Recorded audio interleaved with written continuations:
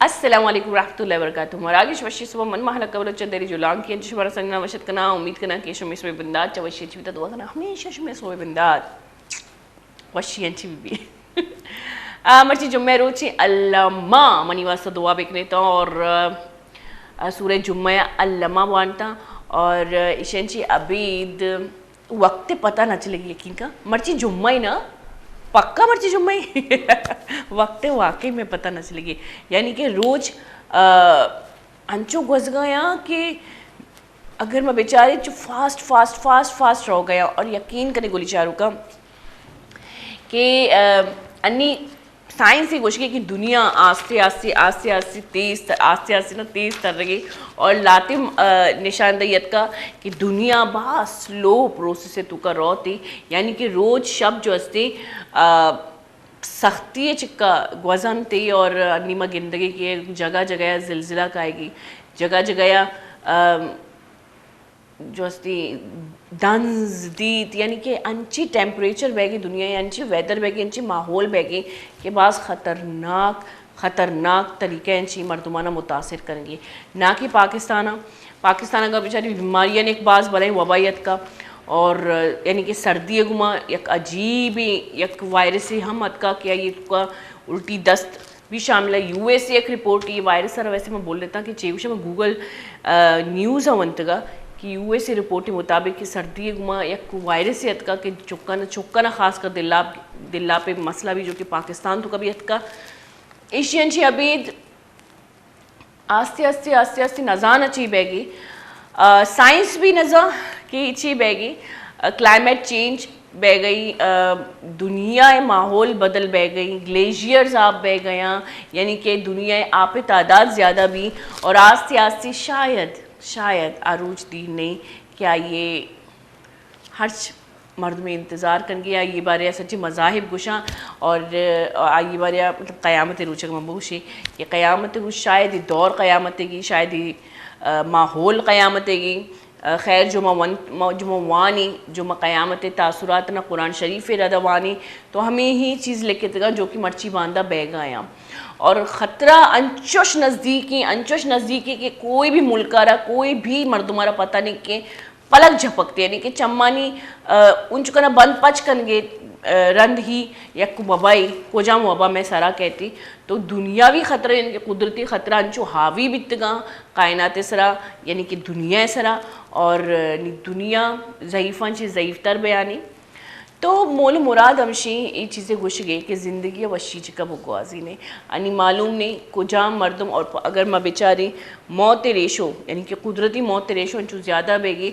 2 से cases money दीमा अंचोत कि अचानक हार्ट फेल बेगी मर्दमानी ना कि पाकिस्तान बल्कि दर मुल्क भी गप्पा कन गया अचानक दिल बंद बह गया अचानक ऑक्सीजन की कमी बेगी मर्दमाना ये माहौल चाहिए एच भी मालूम न बे गई कि ची माहौली चिपैम यानी कि डॉक्टर्स तक हैरान और ये अच्छी एक मतलब दुनियावी जो माहौली जो मैं जो अन्नी सूरत हाल ही ये अच्छी सूरत हाल ही कि इसी तो मजनीन साइंटिस्ट भी एच कार न देगी तो मोल मुराद हमशी कि एक कसानी मन एडी चार्तगा भले वशी एक शायरी आई तुका बाज़ बेहतरीन पिक्चराइज को तुगे लेकिन आई तुका हमें कि ज़िंदगी में कुछ बनने की नहीं ज़िंदगी गुजारने की ज़रूरत है मतलब ज़िंदगी तुका चीज़ें बन के ना वाले ज़िंदगी गुजारने की ज़रूरत है तो मोल मुराद अगर ज़िंदगी गुजारने की ज़िंदगी गुआजीने के भी तो ज़िंदगी गुआजीने की तुका हमेशा साजीरक वारक वपसक खुश बेक इंजॉय करना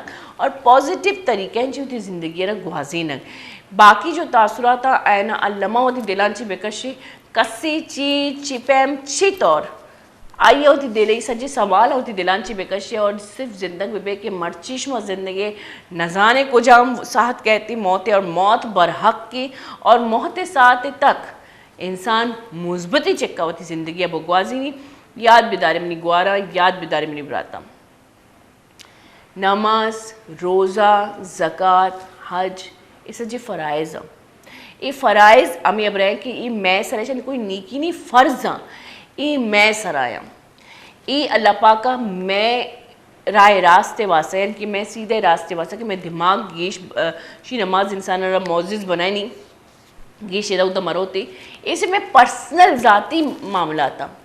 लेकिन सज्जनाची मजनी अबर में ज़मीर में ईमान में मिजाज में सोची जो अल्लाह पाक ही कर होती और मैं दिल अमेक्कर होती दिलारा पाक साफ कने पाक साफन जो कि मैं 5 टाइम वज़ू कने अमेक्कर होती दिलारा पाक साफ कने नेगेटिव चीज़ा नहीं तासुराता जी इंसान दो जस्ती शिकला एक की बाज़ मनफी एक की बाज़ मुस्बित भले अगर तो मुस्बित शिकला व तरन चीज़ वती तो का ज़्यादा वाजे करे बेशक मनफी सोच भी मनी तो का मेकम मनफी सोचे कि सोफे सिर्फ पात के मन अंचो अजीब अजीब अजीब अजीब सोच के लेकिन पदा मोतर कंट्रोल करना तो ये कंट्रोल करने के सिस्टम जो उसने मैं तो का बैठे के बीवी और मनफी सोचा रमा अबे चौथी ज़िंदगी और मजबूत चिक्का बकवास ही नहीं और अमेकर तक ज़िंदगी होती अहद बेखने की अमेकर तक माँ ज़िंदगी चाहे मैं हाउस वाइफ ही चाहे मैं कारोबार करूँगी चाहे मैं वान गुजारेंगे तो कहीं स्टूडेंट लाइफ है तो कहीं या कारोबारी ज़िंदगी तो कहीं कोई भी मैं ज़िंदगी है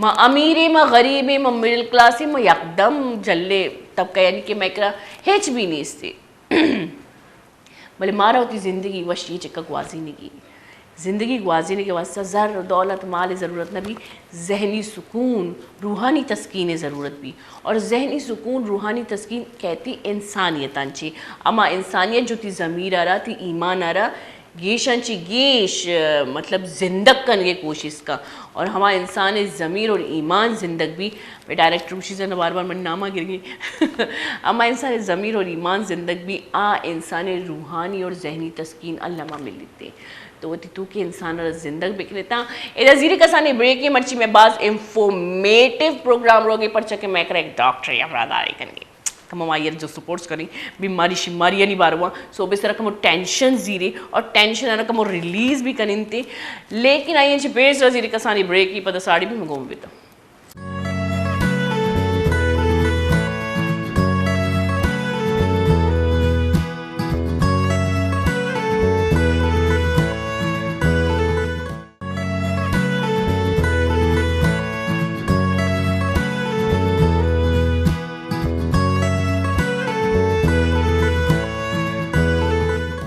वशत के गोली चारू का ब्रेक एंड ब्रेक जी सारियां चुके मगर पुत्रान कन गए थी कि और मरगो मर्ची पास इंफॉर्मेटिव में प्रोग्राम है तो मैं हमरादारी कन गई डॉक्टर राकेश कुमार अस्सलाम वालेकुम। वालेकुम सलाम।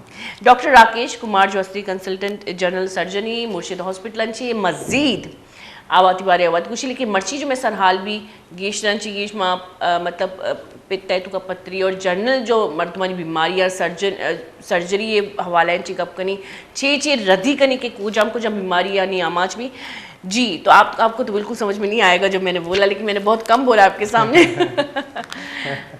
तो सबसे पहले तो आप मज़ीद अपने बारे में हमें बताएंगे ताकि हम आगे प्रोग्राम क्योंकि हमारे जानने वाले तक अच्छी तरह आपको जान सके जी। बेसिकली मेरा नाम डॉक्टर राकेश कुमार है, मैं कंसल्टेंट जनरल सर्जन हूँ और मैं पिछले 4-5 महीने से मुर्शिद हॉस्पिटल में काम कर रहा हूँ as a general surgeon. Normally अपनी बैकग्राउंड बता ना तो बिल्कुल। अच्छा मैं बेसिकली कराची में जितनी भी एजुकेशन है बेसिकली कराची की है। मैं बेसिकली इंटीरियर सिंध से बिलोंग करता हूँ, खैरपुर मीरा से, मगर देन प्राइमरी एजुकेशन सब वगैरह यहीं कराची की है। जी बिल्कुल। मैंने अपना MBBS जो है वो ज़ियाउद्दीन यूनिवर्सिटी से किया है और देन अपनी ट्रेनिंग जो है वो जिन्ना हॉस्पिटल कराची से किया है। अच्छा अभी आप कुछ देर पहले हम डिस्कस कर रहे थे तो जैसे मुर्शिद हॉस्पिटल का नाम ले तो बहुत सारे यहाँ पे मुर्शिद हॉस्पिटल के डॉक्टर आते हैं, हम वहाँ के वेलफेयर के बारे में अच्छी तरह जानते हैं और बात भी करेंगे प्रोग्राम के एंड में कि जिन हवाले से हम बात करेंगे अभी जिन टॉपिक पे बात करेंगे उसके हवाले से कितने सहूलियात हैं वहाँ पे। लेकिन ऐसे हॉस्पिटल का अगर नाम लें जो कि बहुत सहूलियात यानी कि जहाँ पे वेलफेयर्स है, बहुत आसानी है मरीज़ों को इलाज के लिए, वहाँ पे मरीज़ बहुत हैं। बिल्कुल बिल्कुल। जैसे कि आपने कहा एक दिन के पता नहीं कितने मरीज़ आपको देखने पड़ते हैं और वो मरीज़ जो कि एक देहात से आते हैं और जिनका माइंड बिल्कुल भी नहीं है, मतलब जिनको पहले काउंसलिंग की गाइडेंस की ज़रूरत है, तो किस तरह से आप उनकी काउंसलिंग या उनका माइंड सेट बनाते हैं कि भाई अपना इलाज प्रॉपर करवाएं? जी बिल्कुल। देखें जो भी सेटअप होता है, जो भी इंस्टीट्यूट होता है, उसका सबसे पहले तो ये कि कौन सी लोकेशन पे वहाँ पे किस तरह के पेशेंट आते हैं। जी। अब जैसे कि मुर्शिद हॉस्पिटल है वो बल्दिया टाउन कराची में आता है, तो वहाँ की जो लोकल पॉपुलेशन है वो कौन सी लैंग्वेज में बात करती है, उनकी लिटरेसी रेट क्या है, अवेयरनेस कितनी है, उसके हिसाब से देन हमें वो लैंग्वेज भी सीखनी बढ़ जाती है। अब जैसे कि अब वहाँ पे उस जगह पे जो है ना वो ज़्यादातर बलोच हैं, पठान हैं जो पश्तो बोलते हैं, उर्दू स्पीकिंग भी है, तो हमें उस हिसाब से पेशेंट का देख के फिर हमें उस हिसाब से काउंसिल करना पड़ता है। पश्तो होता है तो दिन हम अपने साथ एक अटेंडेंट भी साथ होता है हमारा जो होता है, तो कभी कभार ऐसा होता है कि उनको उर्दू नहीं आती तो ट्रांसलेट भी कर रहे होते हैं। कोशिश ये होती है कि पेशेंट जो भी हमारे पास ओपीडी में आता है उनको उन्हीं लैंग्वेज में अगर हम काउंसिल करेंगे तो ज़्यादा समझते हैं एज़ कम्पेयर टू दूसरी लैंग्वेज में हम बता के फिर भेज दें वापस। लेकिन बात वही आपकी आती है कि लैक ऑफ अवेयरनेस बिल्कुल बहुत कम है उस तरफ अवेयरनेस, क्योंकि ये तो एक होता है हुकूमती तौर पे भी एक मैं कहती हूँ कि एक मतलब जिम्मेदारी कोई नहीं लेता आवाम की, हम खुद भी नहीं लेते। खैर हम जो टीवी में बैठते हैं मीडिया भी इस बात की जिम्मेदारी ले सकती है, लेकिन वो भी नहीं लेते। तो किस तरह उनको अवेयर किया जाता है, यानी कि एक बीमारी है उसका इलाज बहुत लंबे अरसे तक चलना चाहिए, और हम अक्सर अगर हम देहात की बात कर रहे हैं या ऐसे बात कर रहे हैं जहाँ पे अवेयरनेस नहीं है, वो बीच में बेजार होके उस मतलब थोड़ा सा ठीक होके वो इलाज छोड़ देते, तो उन लोगों को आमादा करना एक कितना बड़ा टास्क होता है। देखिए बहुत बड़ा टास्क है ये। अब पेशेंट में जो ना मेडिकल फील्ड के हवाले से मिथ बहुत ज़्यादा हैं। अब कुछ ऐसी डिजीज़ हैं जो ऑपरेटेबल है, जो ऑपरेट हो सकती हैं, और जितना अर्ली ऑपरेट होंगी उतना जल्दी पेशेंट जो होता है वो क्योर हो सकता है, वो सही हो सकता है, नॉर्मल हो सकता है। और कुछ ऐसे होते हैं जिनमें थोड़ा लंबे अरसे तक ट्रीटमेंट चलना होता है, 6 महीने, साल, 2 साल तक भी चलना होता है, उसके बाद सही हो सकते हैं। बट उस हवाले से जो है ना लॉस टू फॉलो अप जैसे कहते हैं कि पेशेंट ट्रीटमेंट छोड़ के चले जाते हैं, तो इन चीज़ों की अवेयरनेस भी बहुत मैंडेटरी हो जाती है। और कौन सी डिज़ीज़ है, कैसी डिज़ीज़ है, क्या हवाला है, ये भी हमें अवेयरनेस करनी होती है। और फिर दिन आ जाती है कुछ जो पेशेंट होते हैं, वो आजकल हमारे होम्योपैथिक का भी वो होता है बहुत ज़्यादा, तो वो पहले इलाज वहाँ से करवा के बिल्कुल बात करेंगे। एक तो जो हमारा एक तो घरेलू टोटके भी बहुत ज़्यादा है हमारे। एक वक्त था जब टोटके काम भी आते थे, लेकिन अब एक दूसरा वक्त आ गया है जब वो लोग नहीं रहे जो इन चीज़ों को आगे मतलब इन चीज़ों में बहुत ज़्यादा उनको इल्म था, और वो अपने ही अंदर एक डॉक्टर भी थे। मतलब पहले जो हमारी घरेलू अम्माएँ थी वो एक माहौलियाती निज़ाम के मुताबिक वो भी इस चीज़ से बहुत तजुर्बेकार थे।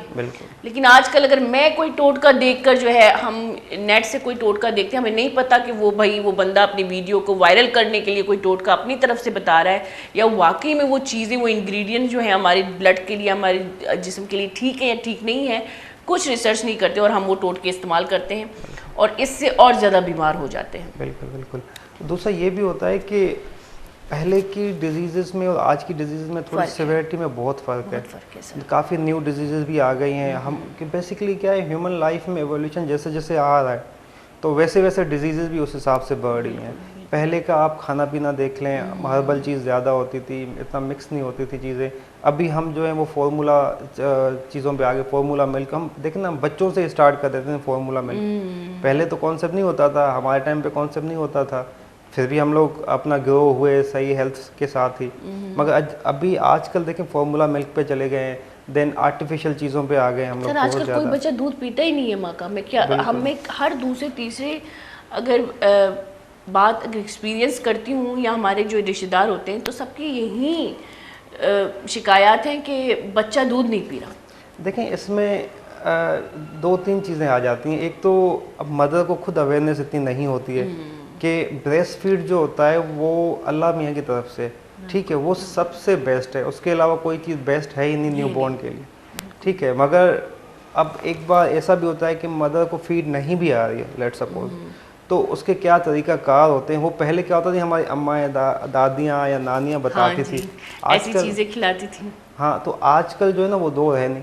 आजकल वो एक तो डाइवर्सिटी इतनी हो गई कि दादी नानी गांव में रहती हैं, हम शहर में रहते हैं, वो एक डिस्टेंस का हो गया। देन लैक ऑफ कम्युनिकेशन है, और भी मज़ीद बहुत सारी चीज़ें हैं। पानी का कम पीना, मैंने सुना है कि माँ को जो ब्रेस्ट फीडिंग कराती है उसको ज़्यादा से ज़्यादा पानी का इस्तेमाल करना चाहिए, लेकिन हम क्योंकि हम आदतन पानी पीने से बहुत दूर है तो इससे नुकसान होता है। ये ना हम बीइंग अ डॉक्टर हमारा भी काम है कि जब भी कोई न्यू बेबी डिलीवर होता है या बॉर्न होता है, तो उस पर्टिकुलर डॉक्टर का भी काम है कि एक सेक्शन जो है ना वो काउंसलिंग का रखे मदर के लिए, कि फीड किस तरीके से देनी है बेबी को, किस पोजीशन में देनी है, और अगर क्वांटिटी कम है तो हमें क्या ऐसी चीज़ें लेनी पड़ेंगी या खानी पड़ेंगी जिससे ब्रेस्ट फीड का प्रोडक्शन बढ़े। और ब्रेस्ट फीडिंग के और भी मज़ीद बहुत फ़ायदे होते हैं।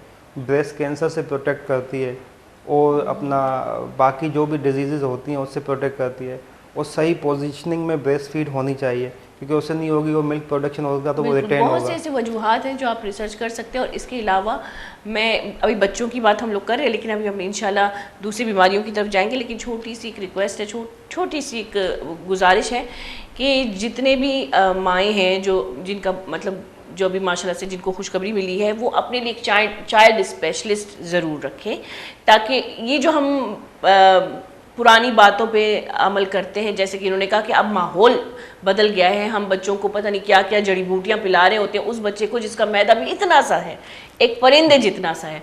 तो अभी अपने लिए एक चाइल्ड स्पेशलिस्ट रखें, ताकि बच्चे को कोई भी बीमारी हो, आपके बच्चे का एक डॉक्टर जो आपके और आपके बच्चे की काउंसलिंग करें, उसको ट्रीटमेंट करें, ज़रूरी है। अच्छा, हम जाते हैं पत्थरी की तरफ। जी बिल्कुल। अब हम पत्थरों की दुनिया में ज़रा घूम के आते हैं। एक तो होता है मतलब होती है पित्ते की पत्थरी, एक होती है गुर्दे की। गुर्दे को तो हम बड़ा सीरियस लेते हैं, यानी कि गुर्दे में अगर मालूम भी हुआ कि पत्थरी है तो हम लोग गिर जाते हैं और बहुत ही एक सख्ती से इलाज करने लगते हैं। पित्ते को इतना हम लोग सीरियस नहीं लेते। तो इन दोनों में डिफरेंस क्या है, और क्या वाकई में लोग इस तरफ उनका रुझान ज़्यादा है और इस तरफ उनकी सोच जो है वो रिलैक्स हो जाते हैं, चलो पित्ता को तो हम ज़्यादा वो नहीं करते। जी, बेसिकली होता ये है कि देखें दोनों में पथरी होती है ना, तो हम सिर्फ आखिरी का नाम सुन के हम मिक्स कर देते हैं चीज़ों को। और दूसरा ये होता है कि पित्ते में पथरी और गुर्दे में पथरी में डिफरेंस ये होता है कि गुर्दे में पथरी में जो पेन होता है ना पेशेंट को, सिम्टम आना शुरू, वो थोड़ी जल्दी सिम्टम शुरू हो जाते हैं। लंबर पेन होता है, यूरिन में बर्निंग में होना शुरू हो जाती है, या यूरिन में रुकावट आना भी शुरू हो जाती है, तो ये सिम्टम्स जल्दी आते हैं। और निस्बतन अगर हम पित्ते में पथरी की बात करें तो उसमें ये होता है कि पहले हमें जो है ना वो एसिडिटी होना शुरू हो जाती है और डाइजेशन में इशू होता है। तो पित्ते के अलावा ये सेम सिम्टम जो ना दूसरी बीमारियों में भी होते हैं, जैसे मैदे में इन्फेक्शन हो गया, मैदे में तेजाबियत हो गई, मैदे का सोच लिया। हाँ, तो हम क्या करते हैं कि बस केमिस्ट के पास जाके दवाइयाँ लेना शुरू हो जाते हैं, उससे आर्जी तौर पर सही हो जाता है अपना। जब सही हो जाता है तो हम फिर उसी पे लग जाते हैं कि मुझे यही है, हम बार बार इसी पे लॉन्ग टर्म के लिए चल रहे होते हैं, अनटिल अनलेस ऐसी चीज़ आ जाए कि सिवियर एब्डोमिनल पेन हो, पेट का दर्द होना शुरू हो जाए, या उनको इमरजेंसी में जाना पड़ जाए, इंजेक्शंस लगवाना पड़ जाए। फिर वहाँ पे डॉक्टर ने, इमरजेंसी वालों ने अगर एक्सरे करवा दिया या अल्ट्रासाउंड भी ज़्यादा पिक होती है पित्ते की पथरियाँ, वो करवा दिया, उसमें इंसिडेंटल आ गया कि इनको तो पित्ते में पथरी है, देन फिर भी वो दवाइयों से आर्जी तौर पर ठीक हो जाते हैं, सिम्टम्स रिलीव हो जाते, तो हम भी बोलते हैं बस ठीक है, पेशेंट की जो नॉर्मल मेंटलिटी होती है। अर्ली सिम्टम्स इसलिए नहीं होते, जैसे कि आपने कहा कि अक्सर लोग समझते हैं कि ये मैदे की खराबी है। हाँ बिल्कुल। तो फिर क्या सिम्टम्स हैं जिसमें हमें अर्ली स्टेज में पता चले कि हमारे पित्ते में पथरी है, और इसकी वजूहात क्या है पित्ते की पथरी की? यही इसी चीज़ पे हमें काम करने की ज़रूरत है कि पेशेंट को या आवाम को ऐसी अवेयरनेस हो कि एक बार अगर एब्डोमिनल पेन, जिस पेट में दर्द होना शुरू हो जाता है, तो ठीक है आपने दवाइयाँ ली, सही हो जाए, बट उसके बाद आपको डॉक्टर के साथ कंसर्न लाजमी करना है, डॉक्टर से विजिट डॉक्टर को लाजमी करना है, क्योंकि फिर वही है जो ज़्यादा डिफ्रेंशिएट कर सकता है, बारीकी से डिफ्रेंशिएट कर सकता है एज़ कम्पेयर टू नॉर्मल आवाम के। एक बार तक तो ठीक है चल जाता है, बट ये कि लॉन्ग टर्म पे चलेगा ना तो फिर एक्यूट इन्फेक्शन हो जाता है, पित्ते का इन्फेक्शन हो जाता है, फिर वो उस कंडीशन में ऑपरेट करना मुश्किल हो जाता है थोड़ा सा, फिर हम लॉन्ग टर्म के लिए एंटीबायोटिक्स पे वगैरह पे रखते हैं एंड देन हम ऑपरेट करते हैं। ये एक नॉर्मल तरीका जो हम गाइडलाइन फॉलो करते हैं उसके हिसाब से। कॉजेज़ पे ये आ जाता है कि नॉर्मली हम फीमेल्स में ज़्यादा होता है, वो 40s की एज में ज़्यादा होता है, जो फर्टाइल होती हैं उनमें ज़्यादा होता है, और देन फेयर कॉम्प्लेक्शन में ज़्यादा होता है। अब उसके साथ साथ जो ना आजकल हम लोग फैटी मील्स ज़्यादा लेना शुरू हो गए, डीप फ्राइड चीज़ें हो गई, और अपना सैचुरेटेड फैट्स हो गए, इनकी तरफ ज़्यादा जाते हैं, जिसमें अब आप टिक्का हो गया, अपना डीप जंक फूड्स हो गए, कढ़ाइयाँ हो गई विथ हेवी ऑयल, तो इनकी वजह से ना ये भी एक डिस्पोजिंग फैक्टर है। लेकिन जो घरेलू औरतें हैं तकरीबन वो जंक फूड वगैरह का इस्तेमाल नहीं करती, क्योंकि तकरीबन घरेलू औरतें वो अगर आप यहाँ का कहें, बलूचिस्तान का कहें, सिंध का कहें, वहाँ से ये शिकायत ज़्यादा होती है, आती है इस बीमारी की। तो वो तो ना जंक फूड का इस्तेमाल करते हैं, ना तिक्का खाती है, ना वो घर का ही सामान खा रहे होते। तो बेसिक कौन से माहौल में ये बीमारी जो है ज़्यादा पाई जाती है, और किन किन वजूहात, मतलब वजूहात क्या हैं इस बीमारी के उजागर होने के? इनका ये है कि देखें, एक तो सबसे बड़ा फैक्टर ये आ जाता है कि सेडेंटरी लाइफ आ जाती है। आजकल की हमारी फीमेल्स जो है ना, वो ज़्यादा घर पे ही रहती हैं, एक लिमिटेड बाउंड्रीज में रह रही हैं। तो उससे ये होता है कि वो जब अब घर पे खाली चलना इफेक्टिव नहीं होता है, तो जब तक आप एक थ्रेशोल्ड तक ना पहुँचे, बॉडी टेम्परेचर ना बढ़े या मेटाबॉलिक रेट ना बढ़े, तो चलने से क्या होता है, बेसल मेटाबॉलिक रेट बढ़ता है, तो चीज़ें जो अननेसेसरी हैं वो भी कंजम्पशन होना शुरू हो जाती हैं उनकी। अब वो तो है, रहा नहीं है, इतनी इनसिक्योरिटीज़ आ गई हैं और सेडेंटरी लाइफ स्टाइल है, कोई वर्क नहीं है, डिप्रेशन है, घर के बहुत ज़्यादा मसले होते हैं। तो उसकी वजह से क्या होता है कि जो फैट हम लोग खाते हैं, जो कि कभी कभार अननेसेसरी भी हो जाता है, तो वो पड़े पड़े किसी ना किसी फॉर्म में डिपॉजिट होगा, फिर वो वेट गेन करवाएगा। वेट गेन के साथ साथ क्या होता है कि बार बार अगर हम यही चीज़ खाते रहेंगे तो वो डाइजेस्ट नहीं होगी, डाइजेस्ट नहीं होगा तो पित्ता जो है, जिसका बेसिकली काम ही यही होता है कि व्हेन एवर वी ईट, जो भी हम खा रहे हैं तो उस टाइम पे पित्ता वर्क करेगा, जो जिगर से हमारे कुछ एंजाइम्स रिलीज़ होते हैं जो हमारे खाने को डाइजेस्ट करते हैं, वो ऑल द टाइम रिलीज़ हो रहे होते हैं। अब पित्ते का काम ये हो जाता है कि वो उसको फ़िलहाल स्टोर करके रखेगा कि जब भी हम कुछ खाएंगे तो वो रिलीज़ करेगा जब नेसेसरी होगा। तो अगर आप बार बार अननेसेसरी चीज़ें खा रहे होते हैं, जो फैटी मील मैंने आपको बताई, तो उस टाइम पे क्या होता है कि अननेसेसरी चीज़ों के लिए कभी कभार पित्ता चीज़ें रिलीज़ नहीं करता, तो वहाँ पे पड़े पड़े कर लेता है। हाँ, पड़े पड़े वो जो फैट है या वो जो एंजाइम्स हैं वो एक स्टोन की फॉर्म में जमा हो जाते हैं, जिसकी वजह से पित्ते में पथरी बनती है। किसी भी चीज़ का बैलेंस नहीं होगा तो वो एक उस फॉर्म में जो ना पित्ते में पथरियाँ बनना शुरू हो जाती हैं। आपने सही कहा, हम आजकल चाहे हमें मुश्किलात भी का सामना ही क्यों ना करना पड़ रहा है, लेकिन हम बड़े रिलैक्स ज़िंदगी जी रहे हैं। हम वॉक नहीं करते, मैं खुद बहुत कोशिश करती हूँ कि मैं वॉक कर सकूँ, हालांकि मुझे मालूम है कि मेरे सेहत के लिए बहुत अच्छा है, लेकिन फिर भी मैं थोड़ा सा वॉक करती हूँ। फिर हालांकि मुझे स्टेमिना है, लेकिन सुस्ती हो जाती है। घर जाके बैठते हैं, कोई टीवी शीवी देखते हैं, कोई प्रोग्राम देख लेते हैं। ये जो हमारे शौक है, इन्होंने हमें मार दिया। वैसे बेसिकली यही वजह है कि हम लोग रिलैक्स रहना चाहते हैं, उस चक्कर में हम लोग ज़्यादा से ज़्यादा बीमार होते जा रहे हैं। वो भी रीज़न है, और दूसरे ये कि इतना स्ट्रेसफुल लाइफ हो गई है कि वर्क बहुत ज़्यादा सर। हाँ, अब आप देखें ना, मुल्क के हालात देखें, इन्फ्लेशन रेट देखें, तो हर इंडिविजुअल अपनी लेवल पे बोलता है कि भाई मैं मैक्सिमम से मैक्सिमम काम करूं, और ताकि हमें मुश्किल वक्त के टाइम पे वो चीज़ें काम आए। तो हम क्या करते हैं कि जो हमें कभी आहिस्ता आहिस्ता जो ना, हम इतना इन्वॉल्व हो जाते हैं काम में कि ये हमारी लाइफस्टाइल जो है, एक्सरसाइज हो गया, वो हमको सेकेंडरी रख देते हैं, और उसका फिर इतने थक जाते हैं कि वो उस तरफ जाते ही नहीं है। और वंस आप कंफर्टेबल जोन में आ जाते हैं तो ये चीज़ें फिर भूल ही जाते हैं। और मुश्किल वक्त तो कभी गुजरता ही नहीं है आता ही जाता है अगर उसका इंतज़ार करे इंसान तो। अच्छा, पित्ते की पथरी की हम लोग बात कर रहे थे, तो अक्सर लोग ऑपरेशन से डरते हैं, यानी कि जैसे कि आपने कहा कि उसका अपना एक काम होता है कि डाइजेस्ट करने में वो मदद देता है। तो अगर ये पित्ता निकाल दिया जाए, बहुत से लोगों का ये भी खौफ है, डर है, तो इस चीज़ को आप कैसे हैंडल करते हैं? इसमें देखें, अल्लाह मियाँ की कुदरत इतनी अच्छी है, इतनी है कि हम ह्यूमन अभी तक चीज़ें समझ नहीं है। अब आप देख लेना कि जब से इंसान पैदा हुए अब तक अभी भी नई नई चीज़ें साइंटिस्ट वगैरह ईजाद कर रहे हैं। तो कुदरत ऐसी चीज़ है कि मतलब बेमिसाल। पित्ता की ऑपरेशन जब भी हम करते हैं ना, तो पित्ते के ऑपरेशन के बाद हमने पित्ता निकाल दिया तो उसका काम कौन करेगा? तो जो इर्द गिर्द की चीज़ें हैं, जैसे कि जिगर हो गया, जिगर की नालियाँ हो गई, अब तो एक बिल्कुल प्रॉपर ट्री बना होता है हमारे अंदर जो है ना, तो वो उनका काम लेना शुरू हो जाती हैं। मतलब उनको पता चल जाता है एक जो है बंदा कम हो गया अंदर। बिल्कुल नहीं, जस्ट लाइक मैं अगर आम जबान में समझाऊं कि हमारे घर में अफराद एक कोई बाहर मुल्क चला गया है कहीं तो उसके हिस्से का काम फिर देन बाकी मेंबर्स करना शुरू हो जाते हैं ना। तो इधर भी ये सेम यही सिचुएशन होती है। थोड़ा टाइम लगता है ऑब्वियसली, बट ये है कि वो सिस्टम वापस आना शुरू हो जाता है। किसी का 2 वीक्स में आता है, किसी का 4 वीक्स में, किसी को 2 मंथ्स भी लग जाते हैं। तो डिपेंडिंग अपॉन इंडिविजुअल के वो किस तरह से कोप अप करता है चीज़ों को। ये अल्लाह मियाँ की कुदरत है जो हम आम ज़बान में समझाते हैं अपने मरीज़ों को, पेशेंट्स को, और सही भी हो जाते हैं, बिल्कुल सही हो जाते हैं। अच्छा, ये मतलब अक्सर ये होता है कि मरीज़ जो है, जैसे कि आपने कहा, देर करते हैं, तो ये बीमारी पित्ते की पथरी कितनी हार्मफुल हो सकती है एक मरीज़ के लिए? बिल्कुल डिपेंड करता अगर है। उसका इलाज ना किया जाए, अगर उसका प्रॉपर इलाज ना किया जाए, ऑपरेट ना किया जाए। देखें सिचुएशन ऐसी होती है कि काफ़ी हमारे पास ऐसे पेशेंट आते हैं जो कि 10 साल से 15 सालों से पित्ते में पथरी लेके घूम रहे होते हैं। तो अब देखें बार बार जब उनको पित्ते का अटैक होगा, जिसे एक्यूट कोलिसिस्टाइटिस कहते हैं हम लोग, इन्फेक्शन होता है, तो उससे क्या होता है, अब ऑब्वियसली हर दूसरे तीसरे दिन, हफ्ते में एक बार या महीने में एक बार अगर ऐसे अटैक्स आते रहेंगे तो सबसे पहले तो वो अपना काम करना छोड़ देते हैं 2 4 6 दिन के लिए। देन डॉक्टर्स के पास बार बार विज़िट होना भी एक आजकल इतना बर्डन हो जाता है फाइनेंशियली। तो एक तो इन्फेक्शन के चांसेस बहुत ज़्यादा हाई हो जाते हैं अगर स्टोन्स पड़े रहे वहाँ पे। देन ये आ जाता है कि उसमें कभी कभार ऐसा होता है पित्ते के फटने के चांसेस भी बहुत ज़्यादा बढ़ जाते हैं।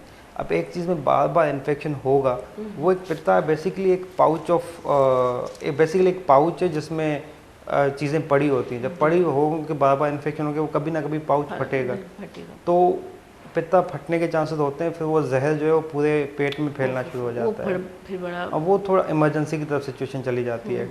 देन अगर स्टोन 1 सेंटीमीटर से ज़्यादा है तो उसमें आर्टिकल्स या रिसर्चेस ये कहती हैं कि उसमें फिर कैंसर होने के चांसेस भी बढ़ जाते हैं एज़ कम्पेयर टू नॉर्मल पित्ता या जिसमें छोटी छोटी पथरियाँ होती हैं। क्या पता कैंसर का रुझान जो अभी बढ़ता जा रहा है उसकी वजूहात भी यही है, क्योंकि जैसे कि आपने कहा हम क्या खा रहे हैं, हम कैसे रह रहे हैं, ये बिल्कुल भी सेफ़ चीज़ नहीं है। हम अपनी भी सिक्योरिटी का ख्याल नहीं रखते जो हम खा रहे हैं और जैसे हम रह रहे हैं, हम अपनी सेहत का ख्याल नहीं रखते। लेकिन वही बात है, जब हमारी मशीनें ख़राब हो जाती हैं तब हम जाते हैं मैकेनिक की तरफ, भाई जल्दी रिपेयरिंग करके दो। लेकिन हमने इतना उसको जंग किया हुआ होता है कि वो मशीन जो है रिपेयर करने में भी बहुत वक्त लगेगा या फिर बहुत मुश्किलात पेश आएगी। सर यहाँ पे एक छोटा सा ब्रेक लेते हैं, फिर हम अपने टॉपिक को जारी रखते हैं। गुली चारू का जीर कसानी ब्रेक में साड़ी में घूम देता हूँ।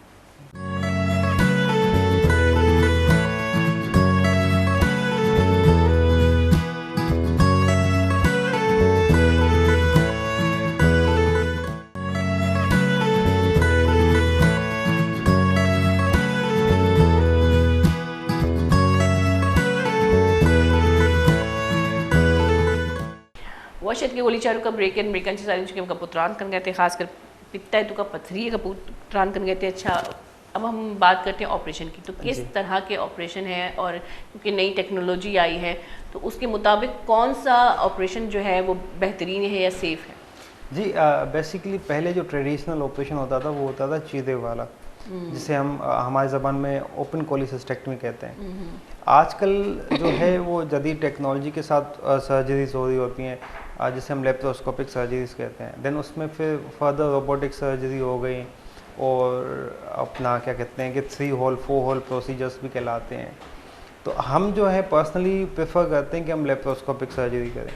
लेप्रोस्कोपिक सर्जरी के काफ़ी फ़ायदे होते हैं कि उसमें पेन कम होता है, patient next day ready to go होता है, अपना घर जा सकता है, 1 हफ्ते के बाद अपना नॉर्मल वर्क पे जा सकता है, जो भी मेल फीमेल का जिस हिसाब का काम होता है वो कर सकते हैं। ओपन में पहले ये होता था कि पेशेंट को 2-3 हफ्ते बेड रेस्ट चाहिए होती है। पहले तो सारे ऑपरेशन ऐसे ही होते थे, आपको बेड रेस्ट चाहिए होती है। हाँ बिल्कुल, इन्फेक्शन का रेट बहुत हाई हो जाता था, जितना बड़ा वुंड होगा उतना इन्फेक्शन का रेट भी हाई होता था। इसमें छोटे छोटे की होल प्रोसीजर होता है, की होल के जितना जो है ना हम लोग 4 कट लगाते हैं और उसके ज़रिए हम पूरा ऑपरेट कर देते हैं और स्मूथली होता है। ऑपरेशन नेक्स्ट टू रेडी होता है घर जाने के लिए। तो ये ऑपरेशन जो है वो एक्सपेंसिव भी हो सकता है, थोड़ा सा डिफरेंस आ जाता है, बट ये है कि हम जहाँ पे कर रहे होते हैं वहाँ पे मैक्सिमम से मैक्सिमम रिलीफ देते हैं पेशेंट को, बिल्कुल। और चीप रेट्स में कर रहे होते हैं। बट ये है कि देखें काम उतना ही हो जाता है। अगर आप ओपन सर्जरीज करते हो, 2-3 दिन पेशेंट को हॉस्पिटल में रखो, उसका एक्सपेंस, और वेदर आप हम लेप्रोस्कोपिक की तरफ जाएं और 1 दिन में डिस्चार्ज कर दें, तो मोर और लेस सेम हो जाता है, इतना कोई नहीं। इवन आफ्टर सर्जरी पेशेंट को बेनिफिट ज़्यादा होते हैं। उसमें इन्फेक्शन के या दूसरी चीज़ों की रेशियो बहुत कम है, मतलब लेप्रोस्कोपिक में बहुत इन्फेक्शन के रेट भी बहुत लो है और पेन भी नहीं होता पेशेंट को इतना as compare to open. Operation में पेन ना हो। मुझे याद है बचपन में मेरा अपेंडिक्स का ऑपरेशन हुआ था और मुझे वो ऑपरेशन के बाद जो माहौल है वो अब तक मुझे याद है कि मेरी सांस, मैं इतना डरी हुई थी, मेरी सांसें बंद हो रही थी बार बार। तो ये बहुत ख़तरनाक मरहले होते थे जब आपको। अच्छा, एक ज़माना था कहते कि बग़ैर बेहोशी के भी वहाँ उस ज़माने में भी डॉक्टर्स थे, तो बगैर बेहोशी के भी ऑपरेशन करते थे लोग? डिपेंड करता है कि सर्जरी किस हिसाब की है। एक ज़माना था जब हम आर्ट में, तस्वीरें में देखते तो ऐसा पता चलता कि हिस्ट्री थी भाई पीछे से। देखें, जब भी कोई भी सर्जरी होती है ना, पेशेंट को नहीं पता चल रहा कि अंदर मेरे साथ क्या हुआ है। पेशेंट तो यही देखेगा कि भाई कट कितना बड़ा लगा हुआ है या छोटा लगा हुआ है। देन मुझे सर्जरी के बाद पेन हो रहा है या नहीं हो रहा। अगर पेन बहुत ज़्यादा होगा तो ऑब्वियसली पेशेंट को लगेगा कि मैं अभी तक ठीक नहीं हूँ, मेरा दर्द सही नहीं हुआ, इवन पहले से दर्द बढ़ गया है। तो बेहोशी ना देने से ये होता था कि अब देखें ना, वो क्रूअल्टी में आ जाती है चीज़ के, हम पेशेंट जाग रहा है, चिल्ला रहा है, हम सर्जरी कर रहे हैं, हाँ, वो तो अनएथिकल भी हो जाता है। अच्छा, अगर बेहोशी की बात करें तो बाज़ औक़ात जो है डॉक्टर डर भी जाता है, क्योंकि बाज़ मरीज़ अल्कोहलिक होते हैं और बाज़ मरीज़ जो है ऐसे मेडिसिन लेते हैं या ऐसे चीज़ों का इस्तेमाल करते हैं जिनसे उनको बेहोश करने में मुश्किलात पेश आती हैं। तो तब एक डॉक्टर का क्या स्टेप होता है? देखें, सर्जरी जो है ना, कभी भी एक इंडिविजुअल का काम नहीं है। अच्छा, ये मैं इसलिए पूछ रही हूँ क्योंकि हमारे माहौल में बाज़ ऐसे लोग हैं जो ऐसे मेडिसिन लेते हैं, यानी कि रिलैक्सेशन पिल्स बहुत ज़्यादा उसका इस्तेमाल करना, या नींद की गोलियाँ बहुत ज़्यादा इस्तेमाल करना, जिससे ब्लड में बाज़ औक़ात इन्फेक्शन भी हो जाती है। लेकिन उसके अलावा इस तरह के अमराज में भी उनका मसला होता है, यानी कि ऑपरेट की तरफ अगर जाएँ तो उस सूरत हाल में पूछ रही हूँ। देखिए, मैं आपको वही अर्ज़ कर रहा था कि सर्जरी जो है ना, वो किसी एक इंडिविजुअल का काम नहीं है। कितना भी अच्छा सर्जन हो, विदाउट एनेस्थेटिस्ट, जो हमारे बेहोशी के डॉक्टर होते हैं, विदाउट टेक्नीशियन, ओटी टेक्नीशियन और प्लस में एनेस्थीसिया टेक्नीशियन, पूरी एक टीम होती है। इस टीम के अलावा एक इंडिविजुअल पर्सन कुछ भी नहीं कर सकता।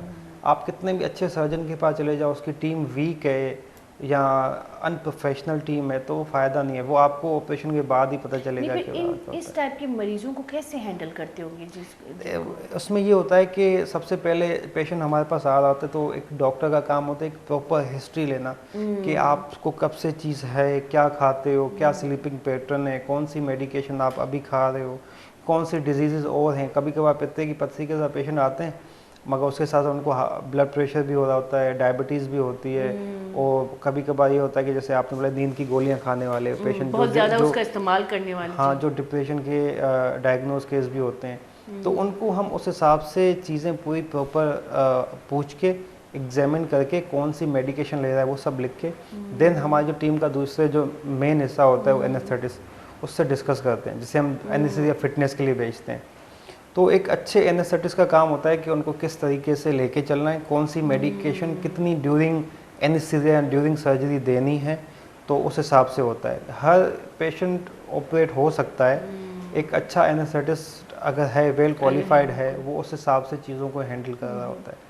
देन हमारे पास ओटी टेक्नीशियंस जो होते हैं, उनका काम होता है कि इंस्ट्रूमेंट हमें कौन से चाहिए होते हैं। हर सर्जरी के अलग अलग इंस्ट्रूमेंट्स होते हैं, कुछ कॉमन होते हैं, कुछ डिफरेंट होते हैं। तो वो ओटी टेक्नीशियन का काम होता है कि वो कितने इंस्ट्रूमेंट ड्यूरिंग प्रोसीजर हमारे पास रखते हैं, कौन से काम के कौन से काम के नहीं है। काउंट बहुत इंपॉर्टेंट होता है कि जब भी हम सर्जरी कर रहे होते हैं तो उसमें जो भी चीज़ें यूज़ होती हैं वो उतनी हमें काउंटेड होनी चाहिए। अच्छा, बेसिकली आपके हॉस्पिटल में ये सारी चीज़ें देखी जाती है बड़े गौर से? ये पूरा एक ओटी का प्रोटोकॉल होता है ऑपरेशन थिएटर का। क्योंकि अक्सर हम हॉस्पिटल में, बड़े हॉस्पिटल में भी जाते हैं तो जैसे कि आपने कहा, पेशेंट की हिस्ट्री नहीं जानी जाती कि वो किन टैबलेट्स का इस्तेमाल कर रहा है, आया उन मेडिसिन से आप एनेस्थीसिया देंगे तो उसका कोई असर होगा या नहीं होगा, क्या लेवल है। तो अक्सर हम इस चीज़ से चूक जाते हैं और ऑपरेट करने में उस बंदे को ज़्यादा मसला होता है जो बेसिकली ड्रग एडिक्ट है या अल्कोहलिक है या ऐसी गोलियां नींद की ले रहा होता है। ये बड़ी अच्छी बात है कि आप लोग उसकी पूरी हिस्ट्री चेक करते हैं। एक अच्छा डॉक्टर जो है वो हिस्ट्री और एग्जामिनेशन से 80 to 85% पेशेंट को डायग्नोस कर लेता है। बाकी उसके बाद 15% या 20% चीज़ आ जाती है इन्वेस्टिगेशन की तरफ, जिसमें हमें ब्लड सैंपल्स लेने होते हैं, अल्ट्रासाउंड होता है, एक्सरेज होते हैं, कभी कभार सीटी स्कैन होते हैं, MRI होते हैं। वो एक लेटर उसमें चली जाती हैं, स्टेप पे चली जाती है। मगर एक अच्छा सर्जन या अच्छा डॉक्टर किसी भी फील्ड का, वो 80 to 85% चीज़ जो है वो हिस्ट्री और एग्जामिनेशन उसी वक्त क्लिनिक में आइडेंटिफाई कर लेता है। पाकिस्तान में तजुर्बेकार डॉक्टर है भाई, बाहर के लोग आते हैं पाकिस्तान के डॉक्टरों से जो है इलाज करवाने के लिए, क्योंकि उसकी वजह यही है कि माशाल्लाह से हमारे डॉक्टर बड़े तजुर्बेकार है, फ़ख्र से कहते हैं कि बाहर इनकी ज़रूरत है, लेकिन बाहर वालों की ज़रूरत फ़िलहाल हमें नहीं है, और ये सच बात है। बिल्कुल बिल्कुल। मेरी अपनी फैमिली बाहर रहती है, तो जब भी उनको कोई ज़्यादा मसला होता है, एक बार मेरी खाला ने वहाँ पे इलाज करवाना शुरू कर दिया था, भाई डॉक्टर ने और ज़्यादा उसको एक बहुत मुश्किलात का, क्योंकि उनकी हड्डी बेसिकली टूट गई थी, ऑपरेशन गलत कर लिया था, उनको नहीं पता था, वो चल नहीं पाती थी। जैसे ही पाकिस्तान आई, एक बार डॉक्टर को दिखाया, ऑपरेशन किया उन्होंने, और कुछ महीने बाद वो माशाल्लाह से नॉर्मल हो गई, और तब से उनको भरोसा है कि नहीं, अब पाकिस्तान में ही जाके रुक। ऐसा क्यों होता है वैसे? ऐसा इसलिए मैंने आपको बताया ना कि देखें, बाहर में कंट्रीज़ में फाइनेंस का कोई इशू नहीं होता, उनका सारा काम इंश्योरेंस पे चल रहा होता है। तो वो जो भी पेशेंट उनके पास लैंड करता है, ज़्यादातर, सबकी बात नहीं कर रहा, तो वो क्या करते हैं कि शॉर्ट हिस्ट्री, शॉर्ट एग्जामिनेशन करके वो दिन इन्वेस्टिगेट करना शुरू कर देते हैं, क्योंकि उनके पास फंड की कोई कमी नहीं होती, इंश्योरेंस कंपनी सब भी कर रही होती है। हालांकि हमारे यहाँ ये थोड़ा फंडिंग का इशू होता है, तो डॉक्टर्स हिस्ट्री एग्जामिनेशन पे इतना फोकस करते हैं और हिस्ट्री ले के इतने एक्सपर्ट हो जाते हैं कि पेशेंट से कैसे चीज़ें निकलवानी है, क्योंकि बाज़ का पेशेंट बताते भी नहीं है, हेजिटेट करते हैं कोई किसी चीज़ के लिए। कोई चीज़ें ऐसी होती हैं जो पेशेंट को याद भी नहीं रहती, पुरानी चीज़ें, वो नॉर्मल लाइफ का हिस्सा बन जाती हैं उनका, और वो बताना बॉदर नहीं करते। तो ये चीज़ें हिस्ट्री में निकालना पेशेंट से, ये भी एक किस्म का आर्ट होता है। आर्ट होता है, तो उससे बेसिकली यहाँ के डॉक्टर आर्टिस्ट है। तो इससे ये होता है कि आपको इन्वेस्टिगेशन कम करवानी पड़ती है एज़ कम्पेयर टू बाकी जो फॉरेन कंट्रीज़ में हो रहा होता है। अच्छा, हम अपेंडिक्स की भी तरफ थोड़ा से आएंगे, क्योंकि एक वक्त था जब ये बीमारी, सबको तकरीबन लोगों को इस बीमारी की शिकायत थी। अपेंडिक्स होता क्या है और इसके वजूहात क्या हैं और इसके इनिशियल अलामात क्या हैं? देखिए, अपेंडिक्स जो है बेसिकली हमारी आंत का एक पार्ट है। हमारे पेट में दो तरह की आंत है, एक स्मॉल इंटेस्टिन, एक लार्ज इंटेस्टिन, ठीक है।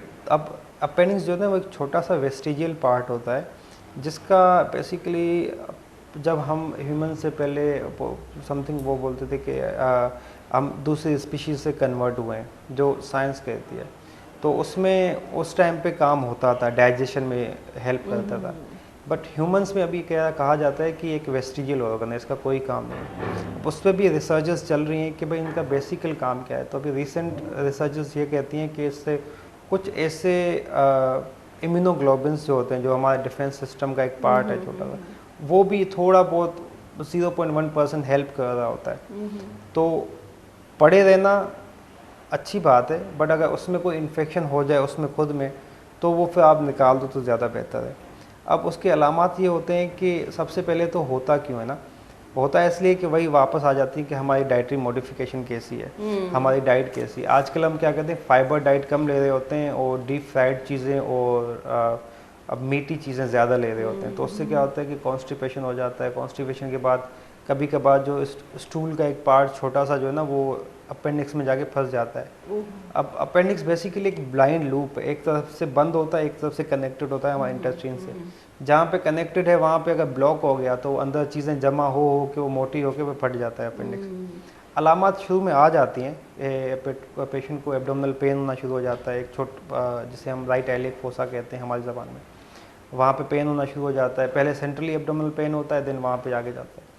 तो पेशेंट हमारे पास आ जाते हैं, लैंड करते हैं, इमरजेंसी में मेडिकेशन मिल जाती है। अच्छा, वैसे तो काफ़ी मेडिकेशन से भी इसका इलाज होता है, लेकिन एक स्टेज है जहाँ पे आपको मतलब कहते हैं फटने का ख़तरा होता है, और तब हमने ये सुना है कि पूरे जिस्म पे जहर फैल जाता है और इस तरह से पेशेंट क्रिटिकल कंडीशन में आ जाता है। तो उस सूरत हाल में फिर क्या करना चाहिए? देखिए, हर चीज़ का कोई ना कोई कॉज होता है। अब मैंने जो आपको एक चीज़ बताई, ये एक कॉज है अपेंडिसाइटिस का। कभी कभार होता है कि अपेंडिक्स इटसेल्फ ठीक होता है, बट उसमें सराउंडिंग टिश्यूज़ की वजह से इन्फेक्शन हो जाता है। जैसे किसी फीमेल्स को अगर बच्चेदानी का इन्फेक्शन है या अंडे का इन्फेक्शन है, तो अंडा और अपेंडिक्स साथ ही पड़े होते हैं आगे पीछे, तो वहाँ से थोड़ा इन्फेक्शन इसकी तरफ भी चला जाता है। उस सूरत में भी अपेंडिसाइटिस होता है। तो ऐसे अपेंडिसाइटिस मेडिसिन से ट्रीट हो जाते हैं। बाकी वो अपेंडिसाइटिस जो किसी ब्लॉकेज की वजह से है, जब तक आप ब्लॉकेज निकालोगे नहीं तो वो चीज़ सही नहीं होगी। हम कितनी भी दवाइयाँ दे दें फॉर शॉर्ट टाइम के लिए वो सही हो जाता है, देन फिर वापस हो जाएगा, क्योंकि हमने ब्लॉक निकाला ही नहीं है। तो उसमें ये होता है कि अपेंडिक्स से फटने के चांसेस ज़्यादा होते हैं। तो वो फिर इमरजेंसी सिचुएशन हो जाती है, फिर हमें वो ऑपरेट करके निकालना पड़ता है उसको। अच्छा, जैसे कि आपने कहा ये मेल से ज़्यादा फीमेल में इसको जो है वो हाईलाइट करना मुश्किल है काफ़ी। जी बिल्कुल। बेसिकली मेल्स में आइडेंटिफाई करना इजी होता है विद, वही मैंने आपको बताया कि हिस्ट्री में, as compare to females. Females में ये होता है कि गायनिकोलॉजिकल इश्यूज भी होते हैं जो सेम प्रेजेंट कर रहे होते हैं चीज़ें, जैसे बच्चेदानी का इन्फेक्शन हो गया, या अंडे का इन्फेक्शन हो गया, अंडे और बच्चेदानी को जो ट्यूब कनेक्ट करती है, फ्लोपियन ट्यूब कहते हैं, उसका इन्फेक्शन हो गया, तो वो और अपेंडिक्स की प्रेजेंटेशन मोर और लेस सेम होती है। तो उसको आइडेंटिफाई करना थोड़ा सा हिस्ट्री में मुश्किल होता है, तो हमें थोड़ा इन्वेस्टिगेशन की तरफ जाना पड़ता है उसमें। अच्छा, अभी तो मैं अपेंडिक्स का नाम बहुत कम सुन रही हूँ माहौल में। एक वक्त था जब मैं बहुत ज़्यादा सुनती थी कि फ़लाँ को अपेंडिक्स है, फ़लाँ को अपेंडिक्स हुआ है, फ़लाँ का अपेंडिक्स ऑपरेशन हुआ है। और एक वक्त था जब इस ऑपरेशन को बहुत ख़तरनाक भी लेते थे। आजकल तो ये बच्चों मतलब ऐसा हो गया कि बस एक सर्जरी होगी छोटी सी, बिल्कुल आम सा हो गया इसका ऑपरेशन। इसका भी बेसिकली यही हो गया है कि अभी पहले ये होता था मिथ के जितने भी अपेंडिक्स हैं वो सब निकालने होते हैं। पहले तो बहुत बड़ी बीमारी थी, बड़ी बीमारी कहलाती थी, वो छोटा सा अगर इन्फेक्शन होता भी था तो बोले फ़ौरन सर्जरी कर दो। अभी यही बात बताओ था कि कॉज पर डिपेंड करता है। मोस्टली ब्लॉकेज की वजह से ज़्यादा होता है अपेंडिक्स, तो उस सूरत हाल में हमें निकालना पड़ता है। कभी कभार सराउंडिंग टिश्यूज़ की वजह से क्या कहते हैं कि होता है, तो हम मेडिकेशन से सही कर सकते हैं उसको। और दूसरी चीज़ ये कि वही बात आ गई कि हिस्ट्री और इन्वेस्टिगेशन इतनी ज़्यादा हो गई है कि अब हमें आइडेंटिफाई हो जाता है कि वेदर अपेंडिक्स है या नहीं है। कभी कभार ये भी होता है, पहले के ज़माने में अपेंडिसाइटिस का ऑपरेशन हो जाता था, मगर अपेंडिसाइटिस होता नहीं था जब हम उसके बाद टेस्ट करवाते थे, तो नेगेटिव अपेंडेक्टमी कहते हैं उससे, वो भी बहुत ज़्यादा होती थी। अब उसमें किसी डॉक्टर का या किसी का फॉल्ट नहीं है, मगर ये पूरी दुनिया में एक है कि नेगेटिव अपेंडेक्टमी भी होती है, कि कॉज कुछ और होता है, हमें अपेंडिक्स लगता है, हमने अपेंडिक्स निकाल दिया। अच्छा, ऐसा भी होता है। अभी आजकल जैसी नई इन्वेस्टिगेशंस आ गई हैं, न्यू टेक्नोलॉजी आ गई है, मेडिकेशंस हमारी थोड़ी स्ट्रॉन्ग हो गई, हाँ उसमें आसानी हो गई, तो हम ऑपरेट नहीं करते तो पेशेंट सेट हो जाते हैं। अच्छा, आपने अभी फीमेल्स का नाम लिया, तो फीमेल्स में अभी एक कॉमन जो बीमारी है वो ब्रेस्ट कैंसर की है, या ब्रेस्ट में सिस्ट होना, या एक छोटे से मतलब उसको क्या कहते हैं उर्दू में, मुझे याद नहीं है क्या कहते हैं, गुटली टाइप का बन जाता है। का होना। तो ये किस तरह से हो सकता है? और जैसे कि हम सुनते आए हैं कि ये जब माँ अपने बच्चे को सही फीड नहीं करा रही होती उसकी वजह से होती है, लेकिन ये बग़ैर शादीशुदा लड़कियों को भी आजकल ये प्रॉब्लम होती जा रही है। तो इसका मसला क्या है, किस तरह से होता है, किस तरह से हम इसको आइडेंटिफाई कर सकते हैं? ब्रेस्ट में बेसिकली ये है कि जो भी लम्प फॉर्म होता है, जिसे हम गुटली कह रहे हैं, उसकी बहुत सारी वजूहत हैं, बहुत सारी किस्मात भी हैं इसकी। अब हर एक गुटली जो है वो अनमैरिड फीमेल्स में भी हो सकती हैं, मैरिड फीमेल्स में भी हो सकती हैं। अनमैरिड फीमेल्स में ज़्यादातर जो अर्ली एज के होते हैं, जैसे टीन्स में आए हो गए, टीन एज में हो गया, तो उसमें फाइब्रोएडिनोमा के चांसेस ज़्यादा होते हैं। अब फाइब्रोएडिनोमा एक बिनाइन डिजीज़ है जो ख़तरनाक नहीं है, वो कोई सरतान वगैरह नहीं होता। अच्छा, हाँ, उसमें भी फिर क्राइटेरिया आ जाता है कि कौन सा फाइब्रोएडिनोमा हमें निकालना है, कौन सा नहीं निकालना। अब इसके लिए ना एक फीमेल्स को अवेयरनेस की बहुत ज़रूरत है, क्योंकि अब ये एक ऐसी चीज़ है कि फीमेल्स ज़्यादा इस चीज़ पे बात नहीं करती। अच्छा, बात भी नहीं करती, फिर वो इस चीज़ को ज़्यादा उजागर भी नहीं करती, ज़्यादा बोलती भी नहीं है, फैमिली में भी नहीं बोल पाती, फैमिली में भी नहीं बोल, खासकर शादी से पहले तो छुपाया जाता है, फैमिली में ही फीमेल को छुपाया जाता है। ऐसी बहुत सी बीमारियां हैं शादी से पहले जो फीमेल को होती है, जैसे कि आपकी पीरियड्स का सही नहीं आना, जो शादी से पहले एक लड़की फेस करती है, लेकिन चूंकि उसको छुपाया जाता है और इस बारे में बात नहीं होती, तो शादी के बाद उसको कंसीव करने में बड़े मसले होते हैं, जो कि मैंने देखा है, अपनी ये मेरा तजुर्बा है। तो हम लोग अक्सर और ज़्यादा उसको ख़तरनाक पोजीशन में ले आते हैं। बिल्कुल, हमारे इसमें ना थोड़ा इस चीज़ को टैबू माना जाता है कि हम बात ना करें। इवन एक बेटी अपनी अम्मी से बात भी शेयर करने से थोड़ा सा डर रही होती है, अंटिल अनलेस उसको बहुत ज़्यादा वो चीज़ बॉदर ना करना शुरू हो जाए। जी। तो हमें इस चीज़ की, बीइंग अ डॉक्टर, हमें भी चाहिए कि हम अवेयरनेस स्प्रेड करें, देन हम फीमेल्स में, मदर्स में फैलाएं, मदर्स फिर अपने फर्दर स्प्रेड करें बच्चों में। आजकल तो हम ये भी कहते हैं कि 25-30 ईयर्स के बाद हर फीमेल को अपना महीने में एक बार अच्छे तरीके से सेल्फ एग्जामिनेशन करना लाजमी है। अच्छा। ब्रेस्ट का, ताकि आपको अगर एक छोटी सी पीनट साइज़ की भी अगर गुठली फील हो रही है तो आप फ़ौरन डॉक्टर्स के पास जाएं, डॉक्टर से इन्वेस्टिगेट करवाएं, उनसे बैठ के मिलें कि किस तरह की हो सकती है, क्या हो सकता है। क्योंकि अर्ली डिटेक्ट, जैसे छाती का सरतान हो गया, ब्रेस्ट कैंसर जिसे कहते हैं, वो अगर जितना छोटा होगा और जितना अर्ली एज में हम डिटेक्ट करते हैं ना, तो उतने चांसेस होते हैं कि हम उसको 100% क्योर कर सकते हैं, एज़ कम्पेयर टू वो छुपा छुपा के वो गोल्डन टाइम जो होता है वो वेस्ट करके देन डॉक्टर्स के पास आते हैं, तो फिर सर्जरी की तरफ चले गए, फुल उसके छाती बाद भी निकालें। वो कैंसर के जो वो है सिम्टम्स वो रुकते नहीं है और ज़्यादा फैल जाते हैं। स्टेज बेसिकली बढ़ जाता है। अगर अर्ली स्टेज पे हम डिटेक्ट करते हैं तो वो बेनिफिशियल रहता है पेशेंट के लिए as compare to late stage में, क्योंकि लेट स्टेज में चीज़ें काफ़ी अनकंट्रोल हो जाती हैं। अच्छा, बाज़ औक़ात गुठली तो होती है लेकिन उसमें पेन नहीं होता, और वो गुठली ब्रेस्ट की नहीं लेकिन ब्रेस्ट के साइड पाई जाती है, और बाज़ औक़ात मैंने बाज़ लोगों को ये कहते हुए सुना है कि कभी कभी गुठली नज़र आती है, कभी कभी नहीं नज़र आती, तो क्या वो भी ख़तरनाक हो सकती है? उस अलग अलग चीज़ें होती हैं, जैसे कि अब कभी कभार लिम्फ नोड्स होते हैं, वो भी एक गुठली टाइप का गुदूद होते हैं, हमारे डिफेंस सिस्टम का एक पार्ट है।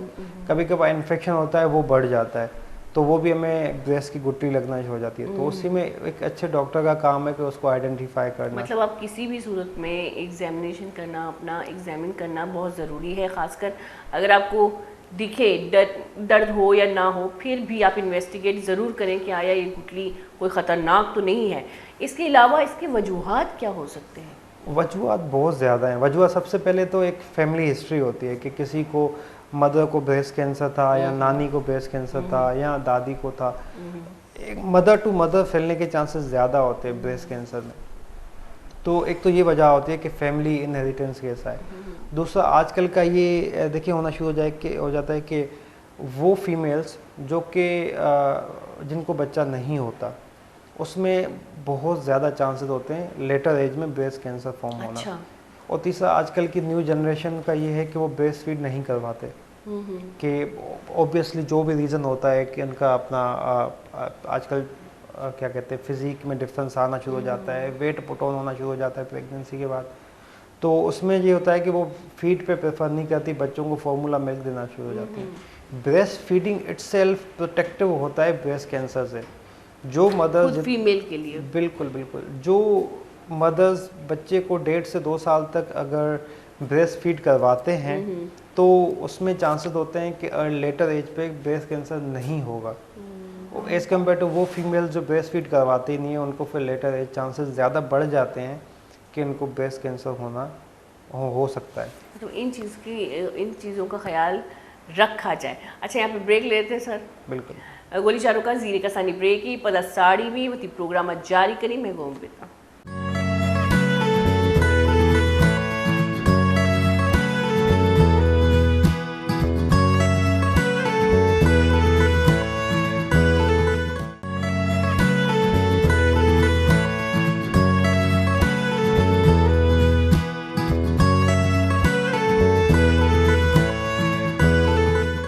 वाशद की गोली चारों का ब्रेक एंड मेकन जो कि वहाँ डॉक्टर साहब जो करने गए थे, खासकर अपेंडिक्स बार वो लास्ट में टॉपिक का लास्ट में सरहाला।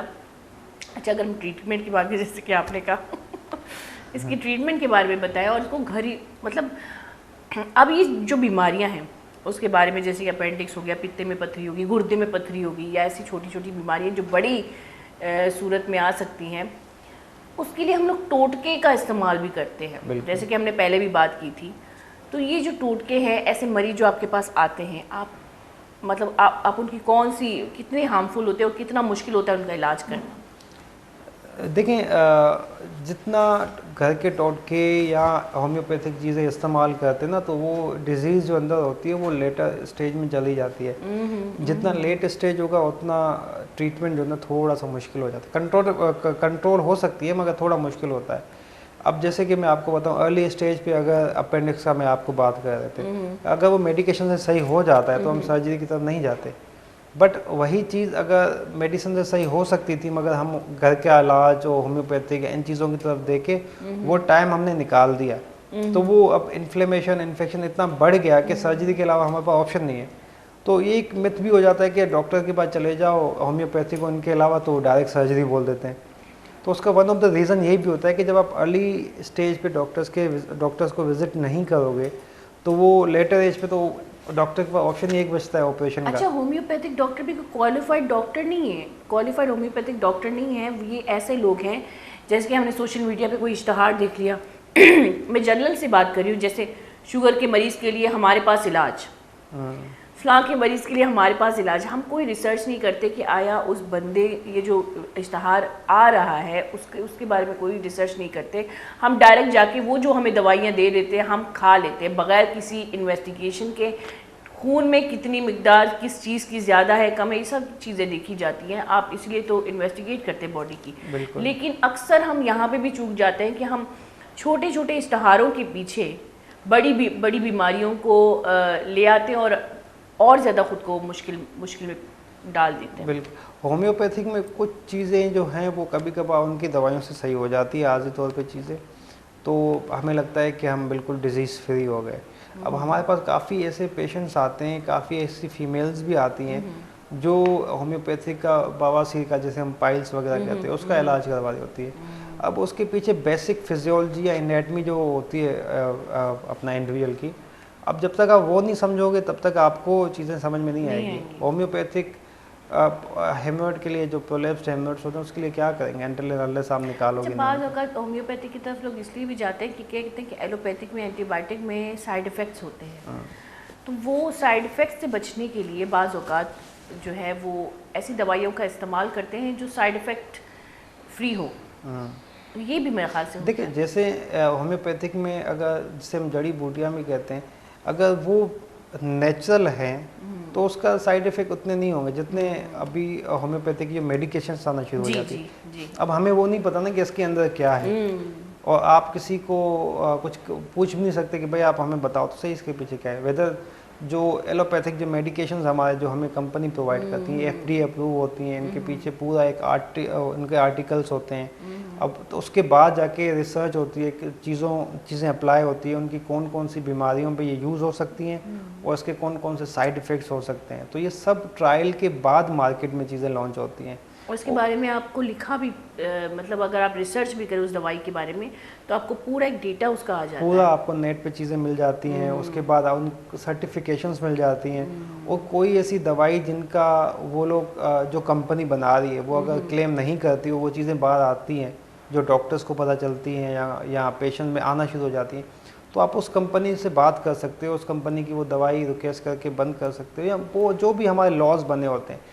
तो उसके बाद एक कंपनी जो बना रही है चीज़ वो रिस्पॉन्सिबल होती है उस चीज़ के लिए। अब होम्योपैथिक में ये है कि आप किससे बात करोगे, कौन बना है। होम्योपैथिक चीज़ें घर पे भी बनती हैं, छोटी सी फैक्ट्रीज़ में भी बनती हैं।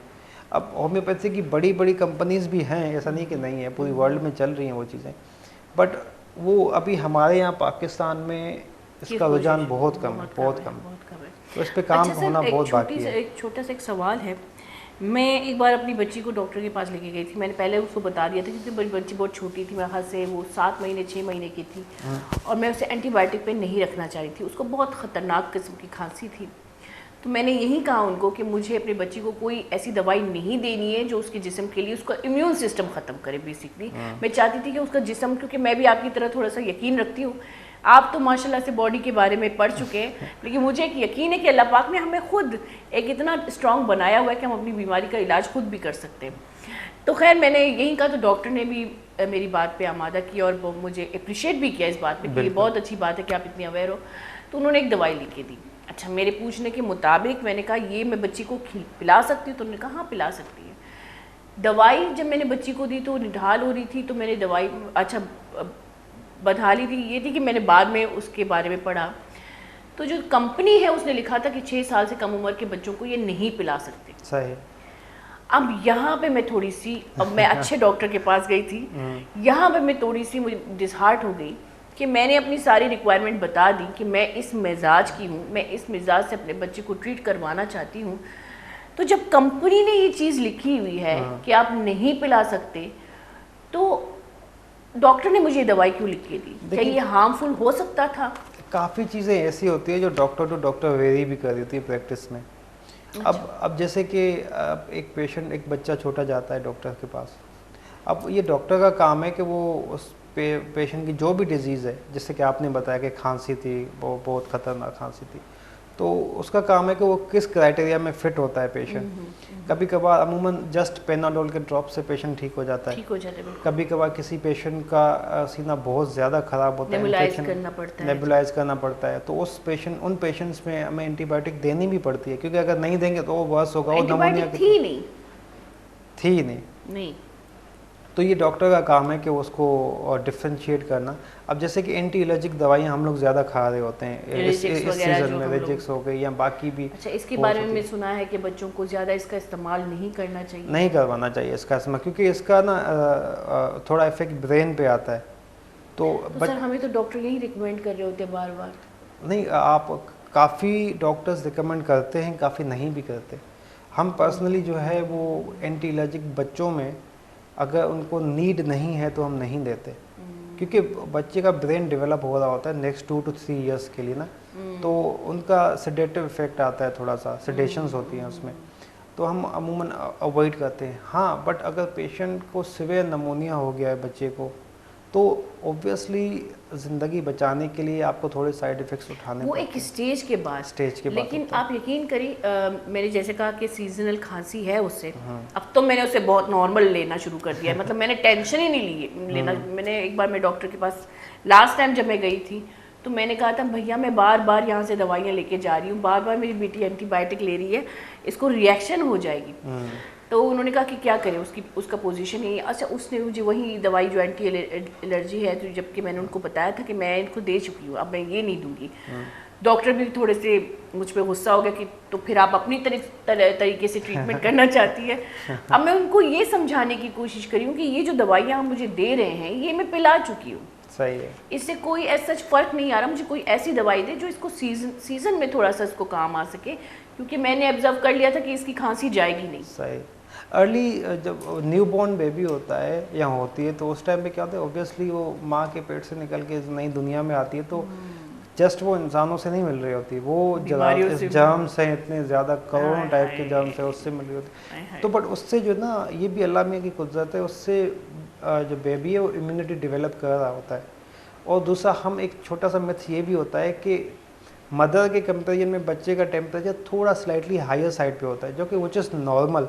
मगर हम लोग देखते हैं कि नहीं, बच्चा गर्म लग रहा है, कपड़े पहनाओ, ये करो वो करो। ये जहालत तो हमें ये भी बहुत ज़्यादा होता है। आप यकीन करें, मैं अक्सर अपने लोगों को समझा रही होती, क्योंकि यहाँ पे डॉक्टर्स भी आते हैं, तो एक थोड़ा सा तजुर्बा मुझे भी हुआ है, तो मैं अक्सर यही समझा रही होती कि बच्चे का बॉडी टेम्परेचर हमारे बॉडी टेम्परेचर से डिफरेंट होता है। अब ना किसी के घर में थर्मामीटर है, आप यकीन करें, किसी माँ के घर में आपको थर्मामीटर, जबकि पहले की माँओं के घर में होते थे, हमारी अम्मी थर्मामीटर से चेक करती थी, बस ये करती है और दवाइयाँ पिलाती है, बस ये करती है और दवाइयाँ पिला रही होती है। मतलब इतना पैरासीटामोल का तो इतना अब्यूज़ होता है बच्चों के ऊपर, जस्ट बिकॉज के उनका जो बॉडी टेम्परेचर वो स्लाइटली हायर होता है।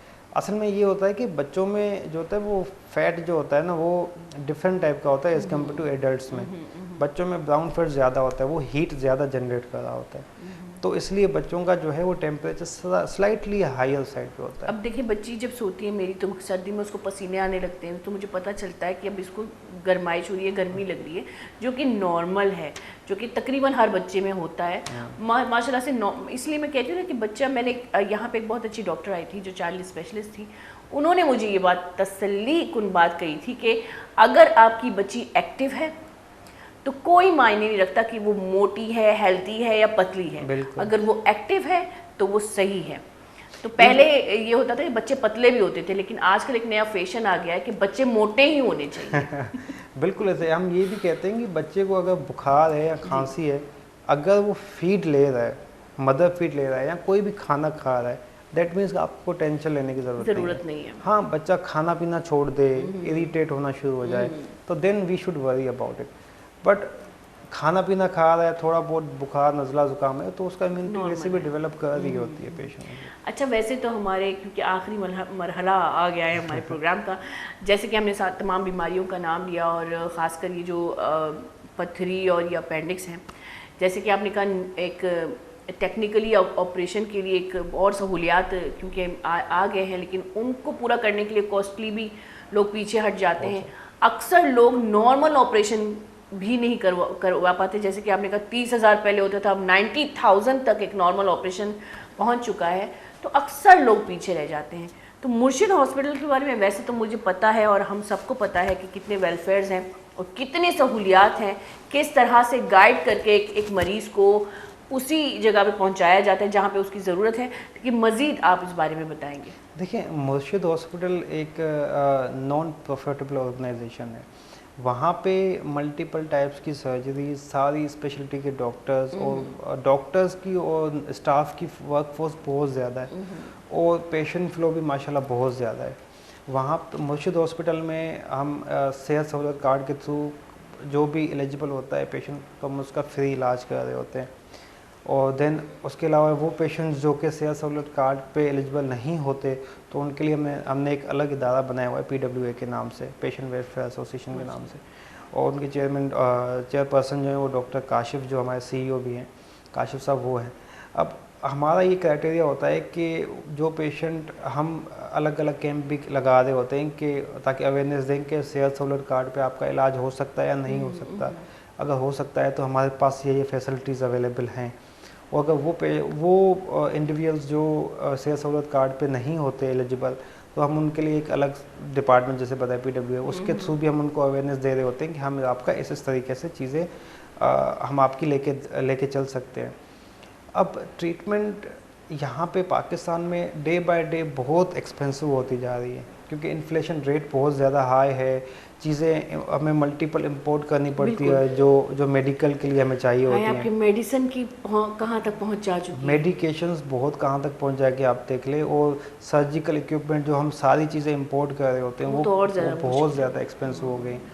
तो उसकी हमारा जो मेन मुर्शिद हॉस्पिटल का ऑर्गेनाइजेशन का यही फोकस है कि इसी चीज़ को हमें टैकल करना है। और जो आम आवाम है, जो lower class, lower middle class या लोअर मिडिल क्लास जो हैं, उनको हम टारगेट करते हैं कि आपकी जो फाइनेंशियल इश्यूज़ की वजह से जो ट्रीटमेंट आप अफोर्ड नहीं कर सकते, उसको हम या बिल्कुल ज़ीरो पे लेके आएँ या बिल्कुल as minimum as we can make it, हम वहाँ तक लेके आना चाहते हैं।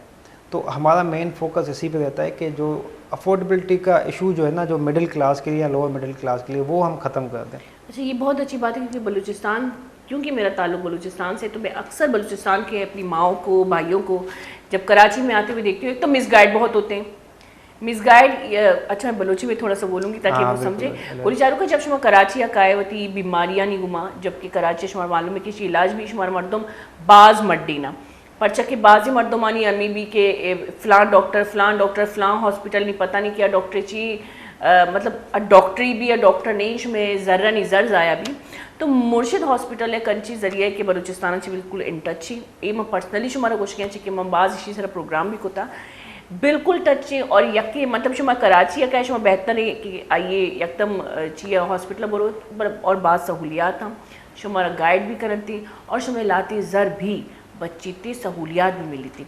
अच्छा, इसके अलावा हम जब गवर्नमेंट हॉस्पिटल की बात करें तो लोग डर भी जाते हैं कि एक बहुत अजीब सा बिहेवियर है वहाँ पे। एक तो बिहेवियर के लिहाज से भी लोग डर जाते हैं, डॉक्टर्स बात नहीं करते सही से, लेकिन वहाँ पे जो और ज़्यादा लोग हैं, जो वर्कर्स हैं, उनका भी बिहेवियर बड़ा अजीब सा होता है। ऊपर से सफाई का बिल्कुल ख्याल नहीं रखा जाता, चीज़ों का बिल्कुल ख्याल नहीं रखा जाता, तो लोग अक्सर डर जाते हैं कि यहाँ पे और ज़्यादा कंडीशन ख़राब ना हो। तो मुर्शिद हॉस्पिटल के हवाले से आप ज़रा बताएं। मुर्शिद हॉस्पिटल में देखें, एक प्रॉपर एक ऑर्गेनाइजेशन की तरह काम होता है, मल्टीपल चीज़ों के लिए मल्टीपल डिपार्टमेंट्स बने होते हैं। अब पेशेंट का जैसे ही मुर्शिद हॉस्पिटल में लैंड होते हैं, वो बाय इमरजेंसी हो या OPD में हो, वहाँ से लेके सर्जरी से लेके डिस्चार्ज तक, और डिस्चार्ज होने के बाद इवन एक अलग से डिपार्टमेंट है हमारा जिसमें हम फीडबैक ले रहे होते हैं पेशेंट से। तो फीडबैक में अगर हमें कहीं भी कुछ भी लगता है कि किसी भी डॉक्टर्स के हिसाब से या स्टाफ के हिसाब से या ऑपरेशन थिएटर के हिसाब से कोई भी ऐसी चीज़ आपको लगी हो कि आपके साथ गलत हुई हो, आप हमें फॉर्म में लिख के दें, हम फिर इस पर एक इन्वेस्टिगेशन बिठाते। तो एक प्रॉपर इन्वेस्टिगेशन बैठता है कि भाई किस लेवल पे अगर ऐसा कुछ हुआ है तो उसको उसी जगह पे हम लोग टैकल करके ख़त्म कर दें। तो डे बाय डे चीज़ें इम्प्रूव हो रही हैं और माशाल्लाह से जितने पेशेंट हमारे यहाँ एडमिट हो रहे हैं, ऑपरेट हो रहे हैं, और 99 से मैं बोलूँगा 100% जो है ना पेशेंट खुश होके जाते हैं। ऑब्वियसली ह्यूमन में कहीं ना कहीं एरर हो जाता है, एक बड़ी इतना सप्लाई है पेशेंट का, इतना वो है, बट ये है कि हम एज मिनिमम एज कोशिश करते हैं कि पेशेंट हमारे यहाँ से मुतमिन होके जाए, और बॉडी लैंग्वेज या वे ऑफ ट्रीटमेंट पे हम पेशेंट को मुतमिन करके ही भेजते हैं। सबसे बड़ी बात है कि आप लोग काउंसलिंग करते हैं पेशेंट की, जिसकी बहुत ज़रूरत है, बिल्कुल उसको रिलैक्स करते हैं। मैं अक्सर ऐसा मैं बड़ा डिसहार्ट होती हूँ, क्योंकि एक डॉक्टर जो है वो एक मतलब मिजाजी, अगर हम देखें तो हम अल्लाह पाक ने आप लोगों को ज़रिया बनाया है हमें रिलैक्स करने के लिए। तो अक्सर हम डॉक्टरों के पास जाते हैं, मैं सब डॉक्टरों का नाम नहीं लेती, लेकिन अक्सर हम जाते हैं तो पहले हमें डराया जाता है, हम पहले से डरे हुए होते हैं, हाँ, तकलीफ में भी होते हैं, डरे हुए होते हैं। अब डरे हुए को क्या डराओगे, तो पहले से जब डरे हुए होते हैं तो और ज़्यादा जब डराया जाता है तो हम अगर जितनी भी ट्रीटमेंट करें वो काम नहीं आती, मेंटली वो हमारे काम नहीं आती, वो लॉन्ग प्रोसेस में चला जाता है। तो माशाल्लाह से आप लोगों की यही, मैं जितने भी डॉक्टरों से यहाँ पे प्रोग्राम कर चुकी हूँ तो यही है कि काउंसलिंग आप पहले करते हैं, पहले आप मरीज़ को रिलैक्स कर देते हैं, उसको आमादा कर देते हैं, यानी कि यकीन दिलाते हैं कि आप ठीक हो जाएंगे। तो ये बड़ी अच्छी बात है। जब तक पेशेंट मेंटल पीस में नहीं होगा, जब तक वो रिलैक्स नहीं होगा, तब तक चीज़ें उनकी सेट होती भी नहीं। बिल्कुल आप बॉडी को कितना भी अच्छा कर लो, जब माइंड रिलैक्स नहीं होगा तो पेशेंट वो है ना, वो सेटिस्फाइड नहीं होता चीज़ों से। तो इवन ओपीडी में जब पेशेंट आते हैं, हम ओपीडी से ही उनको काउंसिल करना शुरू हो जाते हैं। मुर्शिद हॉस्पिटल का ये बहुत अच्छी बात है कि वहाँ पे 24/7 डॉक्टर्स अवेलेबल होते हैं, और हर लेवल के डॉक्टर्स अवेलेबल होते हैं। जैसे कि मैं by profession consultant general surgeon हूँ, तो उसके नीचे हमारे पास सीनियर रजिस्ट्रार्स मौजूद होते हैं, देन हमारे पास मेडिकल ऑफिसर्स मौजूद होते हैं, और उसके नीचे हाउस ऑफिसर्स होते हैं, और चारों कैटेगरी के डॉक्टर्स 24/7 अवेलेबल होते हैं। तो किसी भी टाइम पे अगर लेट सपोज कि मैं अवेलेबल नहीं हूँ, तो मेरी ही लेवल का एक दूसरा डॉक्टर या फीमेल डॉक्टर अवेलेबल होती है, वो उसको उस हिसाब से काउंसिल भी कर रही होते हैं, और चीज़ें जो भी हो रही होती हैं, जैसे कोई सिम्टम्स हो गया, पेशेंट को शाम में पेन होना शुरू हो गया, तो हम उस हिसाब से उनकी मेडिकेशन स्टार्ट करते हैं। सेम नर्सिंग स्टाफ के लिए भी होता है। 24/7 नर्सिंग इंचार्ज मौजूद होता है। देन उसके पास अलग अलग वार्ड्स में नर्सिंग स्टाफ मौजूद होता है, वो उनसे पूछते होते चीज़ें। कोई चीज़ पेशेंट फ्लो बहुत ज़्यादा है तो 1 बाय 1 चीज़ें चल रही होती है, थोड़ा डिले हो सकता है, मगर वो भी हम कोशिश करते हैं कि टाइम टू टाइम सारी चीज़ें मिलती रहें। अच्छा, ये बड़ा अच्छा है, क्योंकि बिहेवियर पहले काम आता है। पहले आप बिहेवियर देखोगे, फिर आप जाके ट्रीटमेंट करोगे। मरीज़ जब अपने डॉक्टर से ही डरेगा तो वो आगे जाके क्या बोल पाएगा, वो काफ़ी मरीज़ बोल नहीं पाते। आपका वैसे टाइम ख़त्म मेरे ख्याल से हो चुका है, छोटा सा मैसेज जो आप देना चाहें। मैं हमारी आवाम से यही मैसेज देना चाहूँगा कि हमारे यहाँ मुर्शिद हॉस्पिटल में अपना KPK, पंजाब, थरपारकर या वो लोग जो कराची में रहते हैं, इन प्रोविंसेस के एड्रेस पे वो सेहत सहूलत कार्ड पे एलिजिबल होते हैं। आप आके मुर्शिद हॉस्पिटल में अपना ये कंफर्म करवाएं, और प्लस में अगर कोई भी बीमारी आपकी फैमिली में रन कर रही है या आपको बॉदर कर रही है, उसके लिए आप हॉस्पिटल में आके डॉक्टर्स को विज़िट कर सकते हैं, और आप अगर एलिजिबल हैं तो उसकी सर्जरी फ्री ऑफ कॉस्ट करवा सकते हैं। और वो लोग जो सेहत सहूलत कार्ड पे एलिजिबल नहीं हैं, वो भी हमारे पास आ सकते हैं। हमारे पास एक अलग डिपार्टमेंट है PWA के नाम से, हम उसमें बाकी और पूरे कराची में जितने भी हॉस्पिटल है उनकी कंपेरिजन में बिल्कुल एज मिनिमम एज हम उनको फैसिलिटेट करते हैं, और हम उनका ऑपरेशन करते हैं। तो आप अपना ख्याल रखें, अपनी डाइट का ख्याल रखें, और जिस भी चीज़ से आप गो थ्रू कर रहे हैं वो आके बगैर किसी हेजिटेशन के डॉक्टर के पास आके आप विज़िट करें। Thank you. Thanks to you sir कि आप आए, और बहुत अच्छा लगा और बहुत अच्छा प्रोग्राम गया। और मैं वही कहती हूँ, मैं जब प्रोग्राम मेरा अच्छा जाता है तो मुझे खुशी होती है कि चलो थैंक यू सो मच, एक इन्फॉर्मेटिव चीज़ गई है सामने। बहुत बहुत शुक्रिया sir. Thank you so much. पूरी चालू का चुके डॉक्टर साहब हो कि वती ख्याल होती सेहत ख्याल लम्मा ये बिकने तो डाइट ख्याल ये बिकने के शुमा ची वर्ग है शुमा जहर वत ना वत पूरे होती नूर बुआरी ने। और इसी अलावा मामिकर जो पुत्रान को ये गौर फिक्र बिकने था, और अमिका सहूलियात जो शुमारा गोश्ता आई इस तरह हम गौर बिकने था और कार बिकने था। बल्कि अगर शुमारा ये चीज़ ये प्रोग्राम रदा कोई इंफॉर्मेशन मिले था या कोई भी सरपदी मिले था शुमा पास बिकने था होती हम सायगा ना ही बुगशता कि चूशी चूशी सिस्टम ऐसे कि हमारा रबाज सहूलत मुहैया का अमशी मनी वना वज़ महल का बोलो जरा रहता इजाज़त वती ख्याल मात पे ख्याल लमायत मन अलम